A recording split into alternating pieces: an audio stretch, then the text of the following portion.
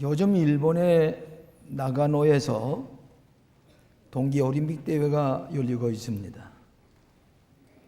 이 하계올림픽 대회와는 달리 추운 고장에서 눈이 내리는 곳에서 스키를 타고 스케이팅을 하고 하는 그 장면이 얼마나 이번 동계올림픽에도 아름다운지 알 수가 없습니다. 일기가 추운, 기후가 추운 악조건에서도 그런 아주 묘기를 보이고 예술적인 그런 아름다운 경기를 하는 것을 볼 때에 색다른 그런 흥미를 우리에게 주고 있습니다.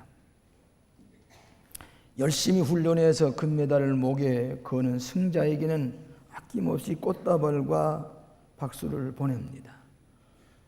어떤 분은 잘하다가도 마지막 순간에 가서 합차는 순간에 점수를 제대로 찾지 못하는 것을 볼 때 안타까운 마음을 가지게 됩니다. 이번에 일본의 어느 선수는 500m 스케이팅 경주에서 금메달을 땄는데 얘기를 들어보니까 그 아버지가 유치원 때부터 스파르타식으로 그 훈련을 시켰는데 이 서구 사람들에 비해서 이 동양 사람들이 다리가 짧기 때문에 도저히 경주에서 이기기가 어려울 정도의 신체적인 조건이.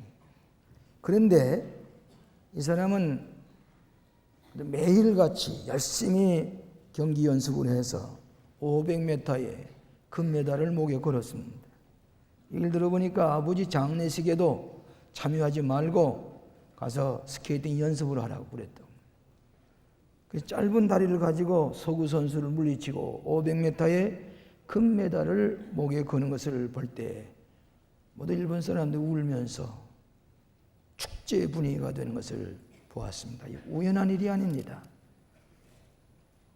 5년, 10년 피나는 노력을 할 때에 우승을 하고 금메달을 얻습니다. 어떤 서구의 선수는 아이가 셋이나 있는데 스키에 우승을 해서 금메달을 타는 것도 보았습니다. 우리 인생은 모두 다 인생 경주에서 승자와 패자를 가리고 있습니다.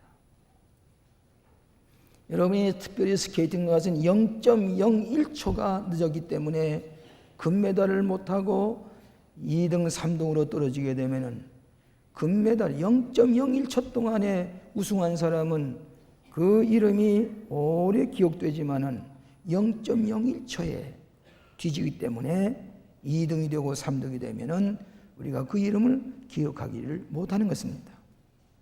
승자는 언제나 역사 위에서 오래 모든 사람의 기억에 남지만 패자는 쉽게 사라져 버립니다. 사람들은 승자 편에 서기 마련입니다. 이번 선거에도 대통령 선거에 승리하신 그 당선자가 아직도 취임식도 하지 않았는데 현지 대통령이 참여할 것에 그분이 다 참여하기도 합니다. 그 대통령 유종의미를 거두지 못하는 것 같아요. 현지 대통령이 왜 그랬습니까? 승자에게 기대를 걸고 이 어려운 난관에서 이 어려운 문제를 해결하기 위해서 이 새로 당선된 대통령 당선자에게 격려와 기대를 보내고 박수를 보내는 것이 오늘 우리들의 모습입니다. 모든 사람은 승자 편에 서기 마련입니다. 우리 본문의 로마인서를 보면 바울이 로마인서 1장에서 8장까지는 하나님의 구원의 계획을 쭉 말씀하시다가 오늘 이 본문 8장 31절에 39절에까지는 바울이 이 승리의 계산가를 부르는 구원의 클라이맥스를 여기에서 기술하고 있습니다. 그러면서 이 모든 일에 우리를 사랑하시는 이로 말미암아 우리가 넉넉히 이기나니라. 여러분이 넉넉히 이긴다는 말은 영어 성경에 보면 more than victory, 넘치도록 승리, 겨우 이기는 게 아니라 넉넉하게 아주 게임을 완벽하게 승리한다. 시시오 게임을 하다가 어떻게 지나가다가 겨우 이기는 것이 아니라 게임의 상대가 안 들이마치 넉넉하게 이긴다 하는 말씀입니다. 우리 크리스천이 된다는 말은 승자가 된다는 말입니다. 내가 있는 게 아니라 나를 도우신 하나님께 우리로 하여금 이기게 하시는 승자가 되는 것이 그리스도인 줄로 믿습니다. 완벽한 승자가 되는 것입니다. 게임이 되지를 않습니다. 오늘 여러분들은 넉넉하게 이기게 하시는 하나님의 은총이 함께 계시는 것을 믿으시기를 바랍니다. 첫째로 영적 전쟁의 싸움터에 있는 그리스도인입니다. 인생은 싸움터에서 싸움을 하는 것입니다. 더욱이나 우리 그리스도인은 악령과의 싸움입니다. 죄악과의 싸움입니다. 이것을 영적인 전쟁이라고 얘기를 합니다. 바울 당시에는 네로 황제냐 그리스도냐, 가이사냐 그리스도냐, 누가 주님이시냐, 예수님이 너희 주님이시냐 가이사가 주님이시냐, 이 고백에 따라서 박해를 받고 시련을 받고 또 순교를 하게 되는 것입니다.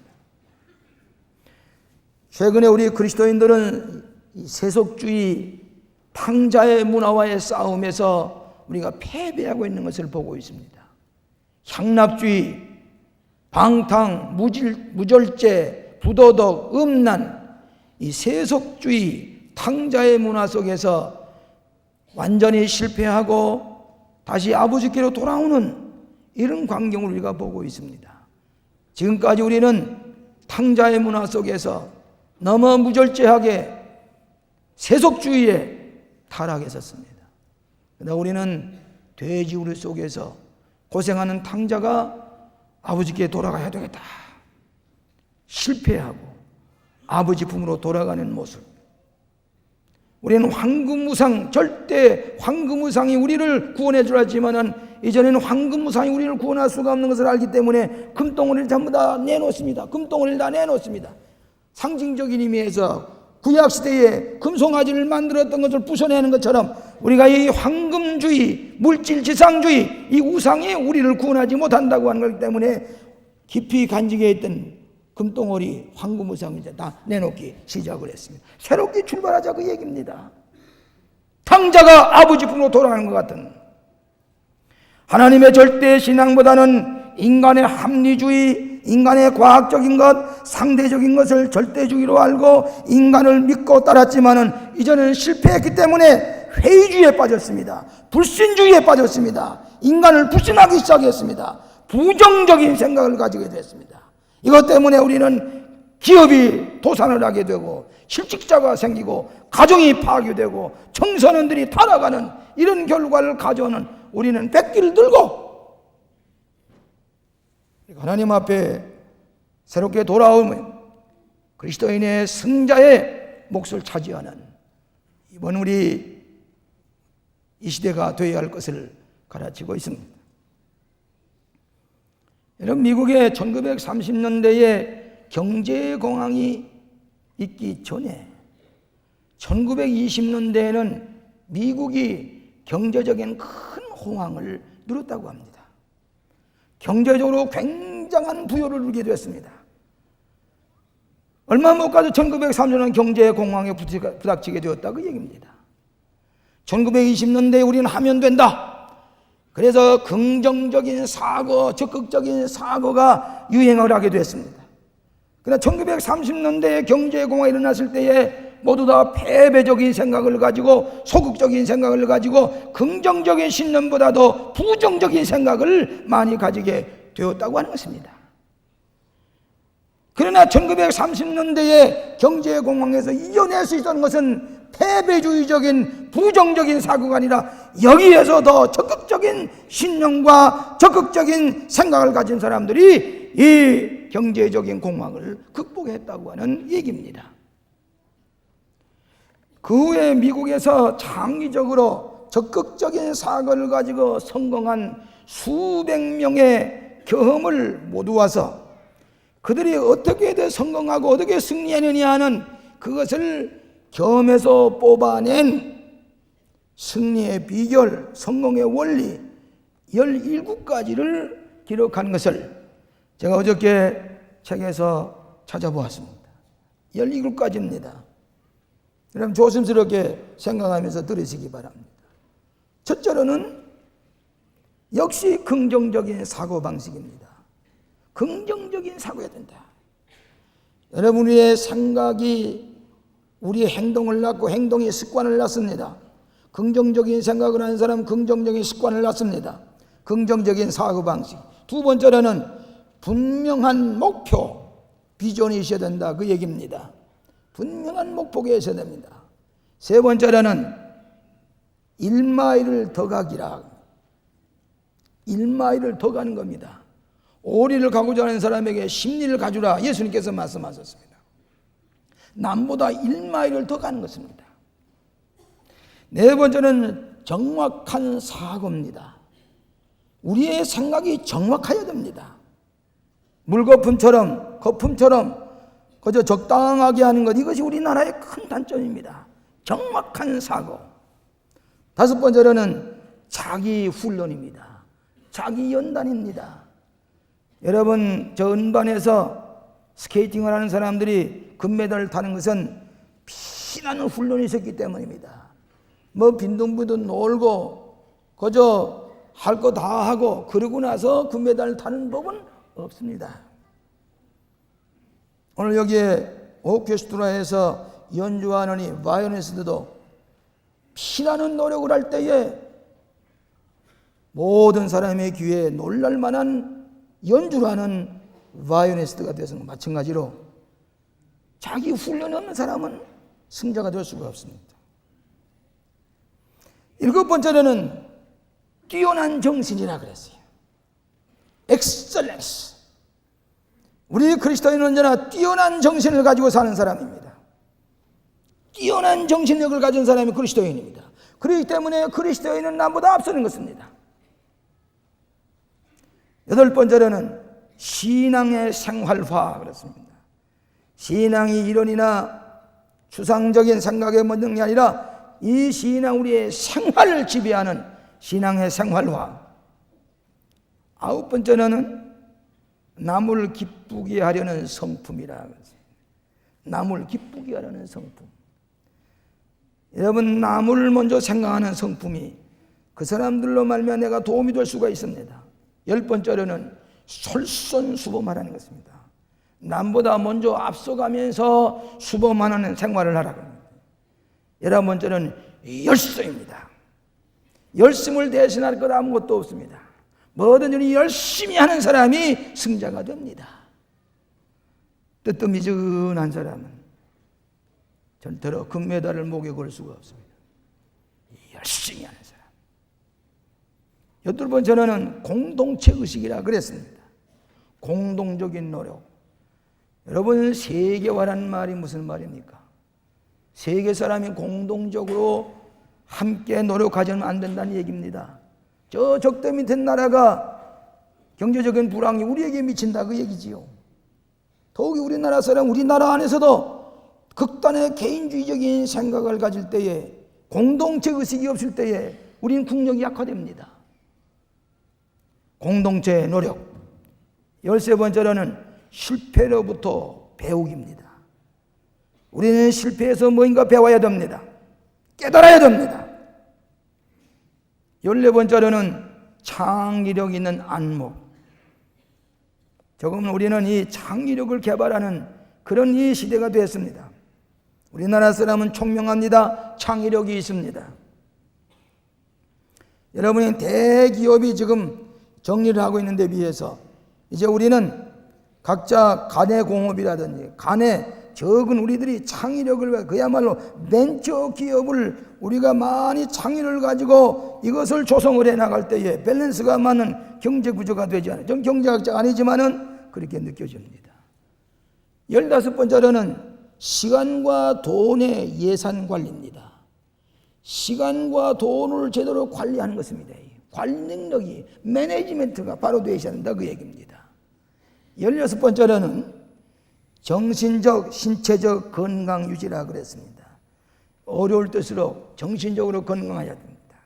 육체적으로 건강하게 버티고 나가는 유지가 있어야 된다 말이죠. 17번째로 마지막으로 조화된 습관의 힘이라 그랬습니다. 그리스도인이 된다는 말은 거룩한 습관을 가지는 것입니다. 세속적인 습관에서부터 소위 holy habits, 거룩한 습관으로 우리가 다듬어 나갈 때에 우리는 생산적인 생활을 할 수가 있다.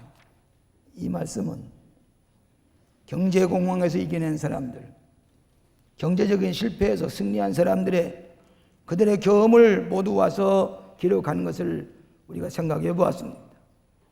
이 얘기들은 이미 오래전부터 우리는 신앙의 힘을 가지고 비전을 가지고 희망을 가지고 용기를 가지고 실천해 가자고 하는 얘기를 하는 것입니다. 환난이나 곤고나 핍박이나 기근이나 적신이나 위험이나 칼이랴, 경제적인 시련, 경제적인 도탄도 예외가 아닙니다. 우리가 이길 수 있는 이 싸움터에서 승리할 수 있는, 정복할 수 있는, 보다 넉넉하게 이길 수 있는 승리의 비결을 오늘 하나님의 말씀에서 우리의 약속해 주신 것을 믿으시길 바랍니다. 다른 방법 없습니다. 내일이 있습니다. 우리 믿음이 있습니다. 미래를 바라보는 용기가 있습니다. 우리는 승리하게 될 것입니다. 이거야 말 것입니다. 이 믿음을 가지는 것입니다. 두 번째로는 그리스도 안에 승리의 비결을 배우라. 그리스도 안에 승리의 비결을 믿으라 그랬어요. 여기 3절 1절에 보면은 만일 하나님이 우리를 위하시면 누가 우리를 대적하리요? 자기 아들을 아끼지 아니하시고 우리의 모든 사람 위에 내어주시니가 어찌 그 아들과 함께 모든 것을 우리에게 은사로 주시지 아니하시겠느냐? 누가 능히 하나님의 택하신 자들을 송사하리요? 의롭다 하신 분은 하나님이시니 누가 정죄하리요? 하나님은 우리에게 아들을 주셨는데 그 아들을 믿는 사람이 하나님께서 누가 정죄하도록 내버리겠느냐? 누가 송사하겠느냐? 하나님께서 우리에게 놀라운 약속을 해 주셨습니다. 하나님께서 우리를 지키시고 보호하시고 구원하시고 인도하시고 아들까지 주셨는데 여러분에게 능력을 주셔서 이 모든 것을 승리하게 하신다. 믿으시면 아멘 하세요. 그 길밖에 없습니다. 남북전쟁이 일어났을 때 어떤 참모가 아브라함 링컨에게 찾아가서 물었습니다. 미스터 링컨, 하나님이 우리 편에 계신 것을 믿습니까? 그러니까 링컨이 대답하기를 하나님이 우리 편에 계신지 아닌지에 대해서는 관심이 없다. 그보다도 중요한 것은 우리가 하나님 편에 서 있느냐 하는 것이 나의 관심이다. 하나님이 나의 편에 계시겠다는 것보다 내가 하나님 편에 섰느냐, 이것을 먼저 생각해야 된다고 링컨이 얘기를 했습니다. 여러분, 모세와 바로와의 싸움이 출애굽 직전에 있습니다. 바로는 애굽의 대왕입니다.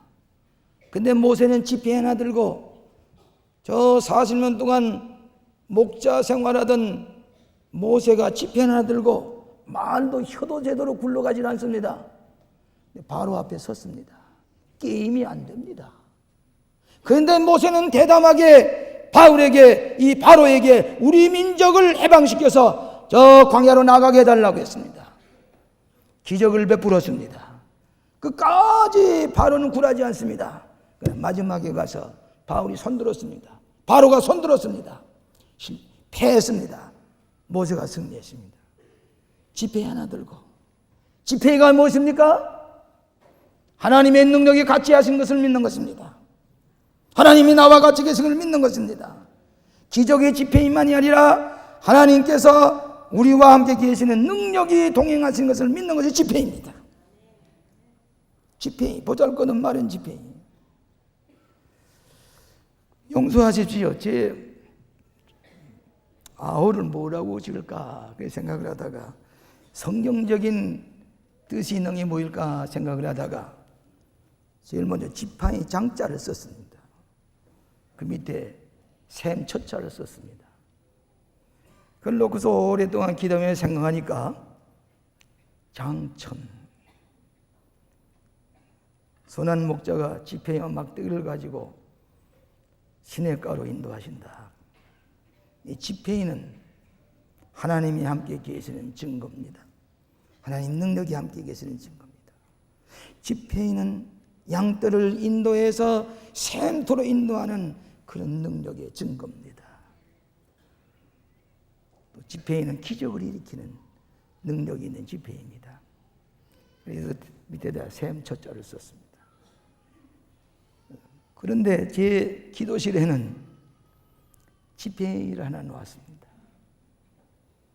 한창교 장로님이 정성껏 지팡이를 하나 만들어서 갖다 주셨어요. 그리고 지팡이를 제 기도실에 놓고 그 기도실에 기도할 때마다 제가 지팡이를 안고 기도합니다. 하나님이 저와 같이 계시를 믿습니다. 이 지팡이로 저 양떼들 잔잔한 시냇가로 샘토로 인도하게 해주시옵소서. 기도력을 주시고 기적을 일으키는 지팡이가 되도록 인도해 주시옵소서. 지팡이를 사랑합니다. 어디 가든지 꼭 지팡이를 보면은 사가지고 옵니다. 또 제 방에는 예수님께서 가시관을 쓸 때에 그 나무 가지, 가시돋친 가시나무를 뜯어서 가시관을 쓰셨던 그 과실을, 그 가시나무를 저 갈릴리 호숫가에 갔을 때 이스라엘의 대사 한 분이 그걸 찍었을 적에 주었습니다. 그것을 제 기도실에 놓고 설교에 나올 때마다 그 가시를 내 손에 찔러봅니다. 예수님의 가시관의 고통, 예수님과 함께하는 고통, 지팡이를 들고 기도하고 주님을 가까이 하는 심정으로 지팡이. 오늘 사랑하시는 여러분, 모세가 아무것도 할 수가 없습니다만은 지팡이를 들고 바로 앞에 갔을 때에 승리했던 것처럼 우리가 하나님 편에 서게 될 때에 넉넉하게 이기게 하시는 것을 믿으시기 바랍니다. 그래서 기독교의 성경이 우리에게 가르치는 승리의 역사입니다. 그리스의 절인 아리스토텔레스가 기원 125년에 친구에게 써보낸 편지 가운데 이런 내용이 있는 것이 나중에 발견이 되었습니다. 예수님이 부활하셔서 승천하신 다음에 아직도 그 예루살렘과 저 중동의 팔레스틴과 헬라소에는 그 예수님에 대한 얘기가 여러 곳에 전파되고 있을 때입니다. 구전이 전달되어 있을 때입니다. 이때에 이 아리스토텔레스가 이렇게 썼습니다. 그리스도인들은 정말 이해하기 힘든 새 종교 집단이다. 사람이 죽으면 슬퍼하지 않고 기뻐하며 그들의 신에게 감사의 예식을 드린다. 그들은 시체를 들고 묘지로 행렬할 때에 마치 즐거운 소풍이나 가듯이 노래를 부르며 감사합니다, 감사합니다 하며 행진해 간다. 죽음이 마지막이 아니라 죽음에서 우리는 승리를 거둘 수 있다고 하는 부활의 소망을 가진 이 놀라운 그리스도인의 승리의 확신을 보고 아리스토텔레스는 이렇게 글을 써보냈다고 합니다. 아무랄타가 죽어도 죽음이 아닙니다. 온전한 치유입니다. 승리입니다. 우리는 부활의 신앙을 가지고 있기 때문입니다. 하나님 우리를 상에서 끊을 수가 없기 때문입니다. 내게 능력 주신 자 안에서 능치 못함이 없나니라. 그리스도 안에서 승리하게 하시는 것을 믿으시기를 축원합니다. 우리가 넉넉히 이기나니라. 세 번째로 끊을 수 없는 그리스도의 사랑으로 이기게 하신다는 것입니다. 끊을 수 없는 그리스도의 사랑으로 이기게 하신다. 여러분 본문의 말씀 38절과 39절에 있는 말씀을 우리 다 같이 한 목소리로 읽어보겠습니다. 37절과 38절 39절까지 다 같이 읽겠습니다. 그러나 이 모든 일에 우리를 사랑하시니로 말미암아 우리가 넉넉히 이기나니라. 내가 확신하노니 사망이나 생명이나 천사들이나 권세자들이나 현재일이나 장래일이나 능력이나 높음이나 깊음이나 다른 아무 피조물이라도 우리를 우리 주 그리스도 예수 안에 있는 하나님의 사랑에서 끊을 수 없으리라. 하나님의 사랑에서 끊을 수 없으리라. 우리 하나님의 사랑으로 끊을 수 없는 하나님의 사랑으로 묶여져 있습니다. 여러분이 인간의 사랑이라고 하는 것은 쉽게 끊어지기가 쉽습니다. 하나님의 사랑은 과거나 현재나 미래나 하늘의 것이나 땅의 것이나 또 땅 아래에 있는 것이나 어떤 부조물이라도 어떤 피조물이라도 하나님의 사랑에서 끊을 수가 없다. 여러분 내외간의 사랑은 끊어질 수가 있습니다. 상대적인 사랑이 되기 쉽습니다. 그러나 내외간의 사랑도 절대적인 하나님의 사랑에 묶여져 있으면 날이 갈수록 더 뜨겁고 더 아름답고 더 행복하게 되는 것입니다. 요즘 우리 가정에 실직을 당한 남편들이 있습니다. 더 사랑하셔야 됩니다. 위로해야 됩니다. 용기를 주어야 됩니다. 때로는 실직한 남편에 대해서 우리 가정에서 사랑이 식어지면 안 됩니다. 가구보다 더 사랑하고 위로하고 격려하고 오늘 당신 때문에 오늘까지 우리가 이렇게 살아오지 않았어. 용기를 내십시오. 하나님의 사랑으로 묶여진 뜨거운 사랑을 가지고 격려하고 나아갈 때에 이 가정이 승리하는 가정, 축복의 가정이 될 줄로 믿습니다. 십자가에서 아들을 죽이기까지 우리를 사랑하셨으니 세상에서 무엇으로 비교할 수 없는 사랑으로 우리가 묶여져 있습니다. 한 번은 런던에 한 시가를 아버지와 아들이 걸어가게 됐습니다. 런던에 진눈깨비가 내리는 것에 이 아들은 오버코트를 입고서 영국의 신사가 나왔던 것처럼 그러고서 이 런던 시가를 걸어가고 있었습니다. 얼마쯤 가다가 진눈깨비에 미끄러져서 이 아들이 넘어졌습니다. 오버코트가 다 베려졌습니다. 툭툭 털고 일어났습니다. 그리고 또 자랑스럽게 지금 신사처럼 걸어가고 있었습니다. 또 넘어졌습니다. 이때는 좀 부끄러운 생각을 아버지 손을 좀 붙들고 가겠습니다. 그래라. 아버지 손을 붙잡고 가다가 얼마쯤 가다가 또 미끄러져서 넘어졌습니다. 아버지 손을 놓쳤습니다. 이때는 이 아들이 하는 말이 아버지 손을 좀 붙잡아 주세요. 아버지 손으로 나를 붙잡아 주세요. 이 아버지가 아들의 손을 꽉 잡았습니다. 가자. 쓰러져서 미끄러 넘어질 때 아버지가 꽉 잡고서 이렇게 세우고 가자. 아버지가 손을 잡아줄 때에 이 아이는 쓰러져 넘어지질 않습니다. 아버지가 잡아주셨기 때문입니다. 하나님의 사랑으로 여러분을 잡아주십니다. 넘어지지 않도록 붙잡아 주십니다. 넉넉하게 이기는 것입니다. 누가 하나님의 사랑에서 끊을 수 있으랴. 우리 가정을 묶어주시고 하나님께서 우리의 믿음을 믿겨주실 때에 결코 쓰러지지 않는 것을 믿으시기를 바랍니다. 제가 여러 해 전에 제주도 영락교회에 집회를 간 적이 있습니다. 그때는 영락교회가 조그만 한 100여 명이 들어갈 수 있는 조그만 예배당인데 비난 때 지어놓은 조그마한 예배당입니다. 영락교회에서 얘기를 하기를 이번 집회에 목사님이 큰 예배당을 짓도록 이 교인들에게 신앙의 힘을 주십시오 그랬습니다. 근데 아주 굉장히 모여왔어요. 앉을 자리가 없어요.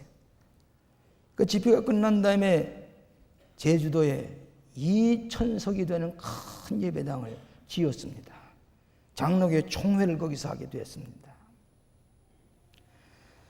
열심히 복음을 전합니다. 피난통에 나왔던 분들이 아는 사람이 몇 분 있습니다.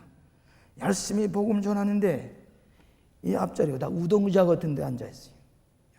앞자리 한 대여섯 자리 뒤에 어떤 신사가 꼭 그 자리에 앉아서 열심히 설교를 듣습니다. 메모를 합니다. 열심히 듣습니다. 목요일 저녁에 집회를 마치고 당회장실로 들어가니까 이분이 따라 들어섰어요. 첫 인상이 어떤 인상인가 보니 얼굴이 가무잡잡한 양반이 제주도 한라산 산림주사 비슷한 그런 인상을 목사님이 따라 들어오시더니 목사님 이분이 제주도 도지사울시다 그랬어요. 아 그랬습니까? 다시 인사를 했습니다.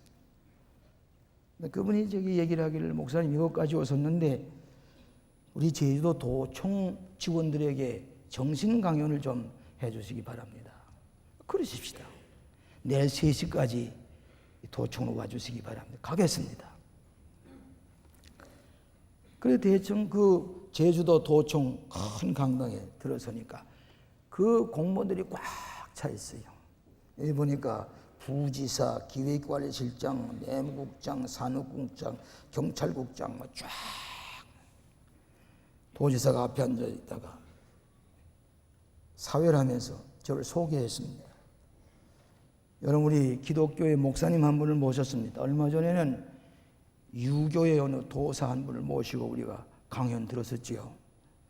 얼마 전에는 불교의 스님이 한 분 오셨는데 그 스님의 이름이 좀 이상한 이름입니다만 무진장 스님이 오셨댔지요. 이제는 우리 교회 목사님 말씀 한번 들어보십시다. 그래서 제가 강연을 하는데 제가 늘 하던 얘기로 비전을 가지자고 긍정적인 신앙을 가지자고 옆에서 이 도지사께서 앉아서 전부 다 하나하나 베낍니다. 내다보니까 전부 다 베끼고 앉았어요. 1시간 반 동안 제가 강연하고 있는데 이 제주도 분이 다 머리가 아주 명석하신 분들입니다. 끝난 다음에 도지사께서 자기 방에 와서 커피 한 잔 드시자고 따라 들어갔습니다. 도지사실에 앉아 있으니까 도지사께서 고구마꽃이 생긴 이 제주도의 섬의 모습을 이렇게 그린 것을 놓고 뿌리핑을 하죠. 원래 이 제주도는 소나 말이나 풀이나 먹고 지나는 버려진 땅 아닙니까? 그런데 이 제주도에 저 돌이 많다고 하니 돌을 다이아몬드로 만들겠습니다. 제주도에 바람이 심한데 이 바람을 힘을 이용해서 에너지를 만들 것입니다. 여자들의 근명전신을 가지고 제주도를 개발할 것입니다. 이 제주도를 보물섬으로 만들겠습니다. 눈에서 빛이 납니다. 보물섬을 만들 것입니다. 그 후에 제주도가 개발이 됩니다. 그 시골에 제일 못 사는 유미라고 하는 동네에 어떤 기독 청년이 귤나무 한 포기를 갖다가 돌 담장 밑에다 심어놓고 물을 주었더니 이것이 커서 귤이 주렁주렁 매달려 한 학기 등록금이 나왔습니다. 너도 나도 귤나무를 심었습니다. 비닐하우스를 했습니다. 전천후 농장을 만들었습니다. 바나나가 나옵니다. 파인애플이 나옵니다. 귤이가 나옵니다. 다. 그리고 제주도가 관광지가 되어서 일본 사람들이 찾아갑니다. 우리 신혼부부들이 찾아갑니다. 세계 9군데의 관광지가 있는데 타임지에 실린 관광지 가운데 제주도가 하나 들어있습니다. 보물섬이 되었습니다. 한 지도자가 비전을 가지고 할 수 있다. 그분은 집사님입니다. 믿음을 가지고 황폐한 땅을 보물섬으로 만들어 놨습니다. 오늘 우리나라의 자랑거리가 제주도입니다. 이 도지사가 어떤 분인지 아십니까? 순경 경찰관 출신입니다. 순경에 있을 때 37살이 났을 때에 고등고시에 패스했습니다. 순경이라 경찰국장이 됐습니다. 경찰국장이 되면 제주도 도지사로 갔습니다. 제주도를 보물섬으로 만든다. 해냈습니다. 여러분도 할 수가 있습니다. 이겨야 합니다. 질 수가 없습니다. 우리 넉넉히 이기게 하시는 하나님의 사랑으로 용기와 비전과 확신을 가지고 살아갈 때에 우리 넉넉히 이겨서 세계의 자랑거리가 되는 위대한 민족과 위대한 나라가 될 줄로 믿습니다. 그리스도의 사랑 안에서 우리를 넉넉하게 이기게 하시는 하나님의 신앙을 가지고 승리하시기를 주의 이름으로 축원합니다. 기도하십시다. 자비하신 아버지, 우리가 지금 어려움을 당하고 있지만 우리는 결심하였습니다. 우리는 내일이 있습니다. 승리하게 하실 줄로 믿습니다. 하나님의 사랑에서 끊을 수 없는 그리스도의 신앙 가운데 승리하는 사랑하는 모든 성도들 축복하여 주시옵소서. 이 나라 경제가 회복이 되게 하여 주시옵소서. 우리 성도들이 실직당한 일이 없도록 도와주시옵소서. 새로운 꿈과 용기를 가지고 넉넉히 이기는 승리의 계가를 부르는 저희들이 되게 하실 줄로 믿사오고 예수님 이름으로 기도하옵나이다. 아멘.